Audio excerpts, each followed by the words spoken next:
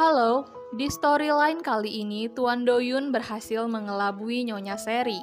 Dia berhasil membuat Nyonya Seri percaya bahwa Nyonya Jane benar-benar sudah meninggal dunia.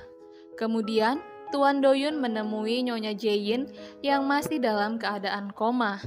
Dia menyampaikan harapannya agar Nyonya Jane segera sadarkan diri dan memeluk Tuan Sengwu yang saat ini sedang sangat kesulitan karena mengira Nyonya Jane sudah meninggal dunia.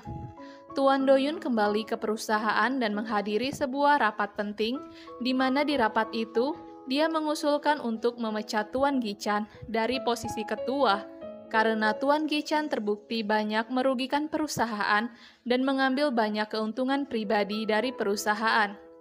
Tuan Gichan menolak untuk turun dari jabatannya, dan dia mengatakan bahwa DH Holdings sama sekali tidak punya hak untuk ikut campur dalam urusan YL Group. Nyonya Miran juga setuju dengan Tuan Gichan. Nyonya Miran mengatakan bahwa pemecatan ketua YL Group bukanlah urusan DH Holdings, melainkan urusan YL Group, dan YL Group akan mengurus masalah ini.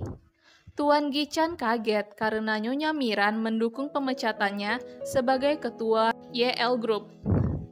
Nyonya Miran mengatakan bahwa dia akan benar-benar memecat Tuan Gichan jika sekali lagi Tuan Gichan merugikan perusahaan.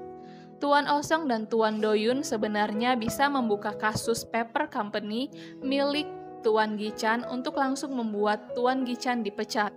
Tetapi, terlalu beresiko bagi mereka untuk membuka hal itu, karena mereka belum memiliki bukti yang cukup kuat.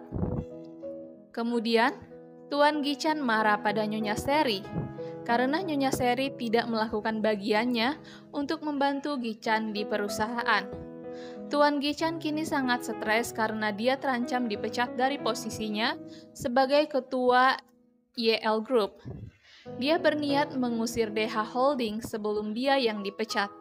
Dia berniat mencari investor lain. Kemudian Nyonya Seri pergi mengecek informasi obat yang sebelumnya dijatuhkan oleh Nyonya Jayong. Dia sangat senang setelah mengetahui bahwa obat itu adalah obat untuk penyakit demensia.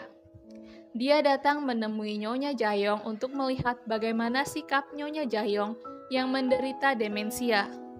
Betapa senang dan puasnya Nyonya Seri setelah melihat Nyonya Jayong tidak mengingat dia dan bahkan memperlakukan dia dengan baik karena dia memperkenalkan diri sebagai teman Nyonya Jane.